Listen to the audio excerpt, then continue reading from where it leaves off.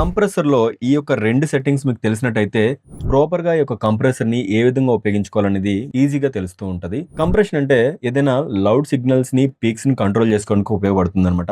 So, అదే విధంగా ఏదైనా తక్కువ లెవెల్ ఆఫ్ సౌండ్‌ని మనం కాస్త బూస్ట్ చేసుకోవడానికి సో, ఈ యొక్క కంప్రెషర్‌ని అయితే ఉపయోగిస్తూ ఉంటాం. సో, కంప్రెషన్ ఎక్కువ చేయడం వల్ల ఏంటంటే, మన యొక్క ట్రాక్‌లో ఉన్నటువంటి డైనమిక్స్ అయితే మనం కోల్పోతూ ఉంటాం.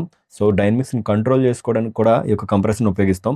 సో, ఓవర్ కంప్రెషన్ చేసినట్టయితే డైనమిక్స్‌ని అయితే కంప్లీట్‌గా కోల్పోతూ ఉంటాం. స్టాక్ ప్లగిన్ అయినప్పటికీ, లేదంటే థర్డ్ పార్టీ ప్లగిన్ అయినప్పటికీ థ్రెషోల్డ్ అదేవిధంగా రేషియో అని చెప్పేసి 2 నాబ్స్ ఉంటాయి. థ్రెషోల్డ్‌కి, రేషియోకి ఉన్న డిఫరెన్స్ ఏంటంటే, థ్రెషోల్డ్ అనేది మనకి ఎక్కడి నుంచి కంప్రెషన్ స్టార్ట్ చేయాలని చెప్పేసి డిసైడ్ చేస్తుంది.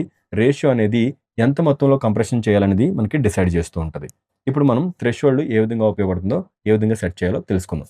సో, ఫర్ ఎగ్జాంపుల్ ఇక్కడ మనం -10 డీబీ థ్రెషోల్డ్ మనం సెట్ చేసుకుంటే, ఇక్కడి నుంచి ఈ లైన్ నుంచి పైకెళ్ళే ఆడియో ఫర్ ఎగ్జాంపుల్ ఇక్కడ రేషియో మనం 4:1 అని చెప్పేసి మనం సెట్ చేసుకుంటే, ఈ లైన్ నుంచి పైకెళ్ళిన ఆడియోలో ప్రతి 4 డీబీకి మనకి 1 డీబీ అవుట్‌పుట్ మాత్రమే వస్తూ ఉంటది. ఫర్ ఎగ్జాంపుల్ 4 డీబీ లైన్ కంటే పైకెళ్ళిందనుకోండి, మీకు 3 డీబీ కట్ అయిపోయి 1 డీబీ అవుట్‌పుట్ మాత్రమే వస్తూ ఉంటదనమాట.